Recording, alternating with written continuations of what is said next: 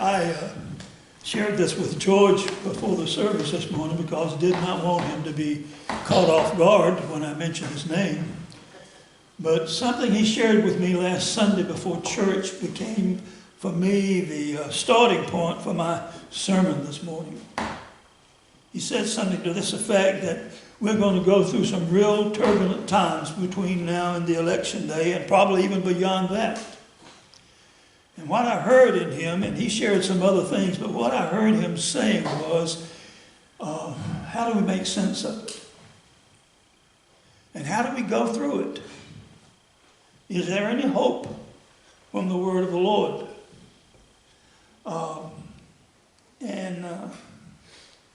That's what I want to address this morning. Just some simple but urgent guidance to get us through the next months, particularly the next 3 months. And in preparing the message, I turned to my online spiritual director, Father Richard Rohr.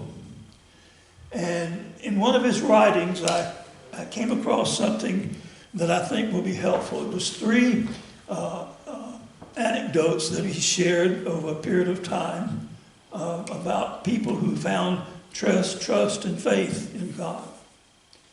The first was a young lady by the name of Eddie Hillison. She was a young Jewish woman who was in a concentration camp under the Nazis. She probably suffered more injustice than any of us in our own day. The second source was Psalm 62 that Kathy read for us, the responsive reading this morning. It was written in a time when Israel was under major oppression from the Babylonians. They had hoped for the Egyptians to deliver them, and they did not. And the prophet Isaiah wrote, "Oh, woe! The harvest is past. The summer is ended, and we are still not saved."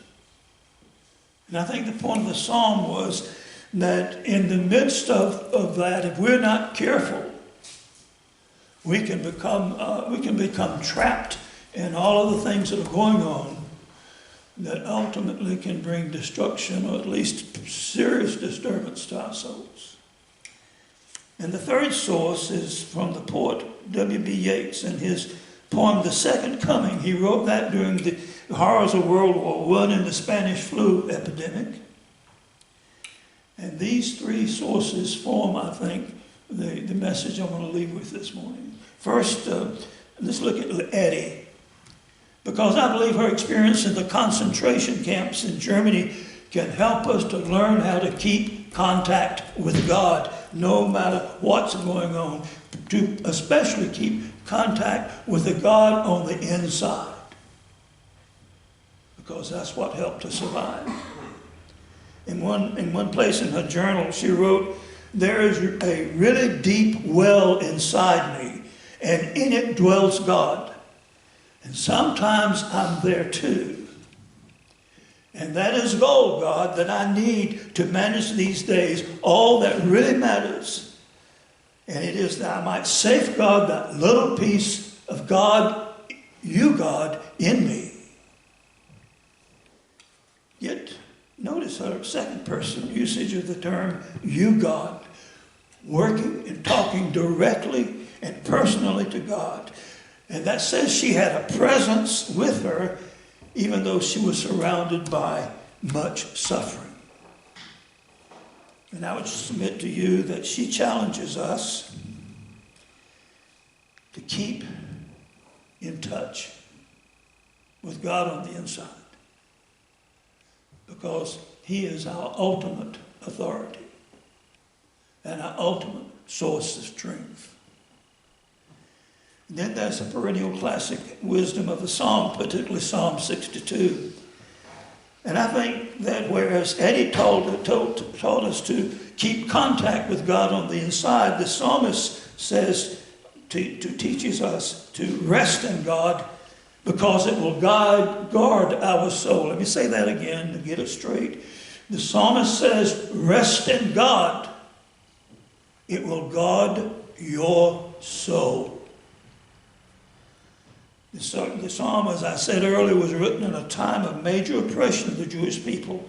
And the psalmist wrote, "In these days and in these times, O God, in you alone is my soul at rest. God is the source of my hope. In God I find shelter, my rock, my safety. Men are but a puff of wind. Men who think themselves important or delusion. Put them on a scale and they are gone in a puff of wind." What could it mean to find rest like that in our world today? Every day we're hearing more and more things that disturb us, that cause unrest in us. People are facing catastrophic natural disasters, extreme weather, wildfires in the West Coast. Neurotic news cycles are increasingly driven by a single concept of narcissistic power holding on in our high leaders in this nation. And the pandemic seems to be returning in waves, and it's continuing to make us suffer and to find disorder with no end in sight. And there are news stations that compete and forming a debate that drives us to distraction. News industry has forgotten that the primary purpose of journalism is to get the facts, nothing but the facts, and report the facts without commentary. And when the commentary is given, guess who's the victims? Us. It's no wonder that the mental and emotional health among a large portion of our American population is in tangible decline. We have abandoned, almost wholesale abandoned, any sense of truth and objectivity and science or religion in our civil conversations. We now recognize we're living in a catastrophic time that the philosophers of the ages and postmodern theologians say is nihilism. That is chaos after chaos after chaos, and nothing seems to be a foundation anymore. And then W.B. Yeats, in his poem, The Second Coming, he calls us back to the divine center. Eddie said, stay in touch with the God on the inside. The psalmist said, trust God so that you may guard your soul. And Yeats is saying, come back to the divine center. Because we not only need it in times such as these, but also the times of our life, all the days of our life. There's no question we are in apocalyptic times. Now, the word apocalypsis from the Greek refers to an urgent unveiling of an ultimate state of affairs. Get that again, an urgent unveiling of an ultimate state of affairs.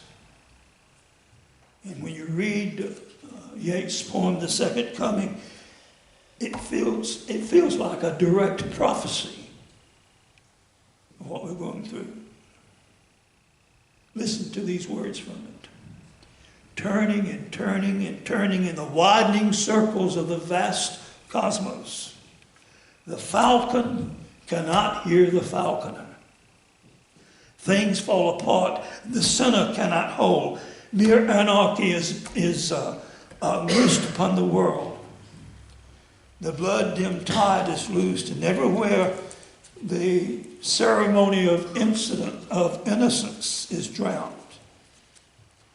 The best lack all conviction, while the worst are full of passionate hunger.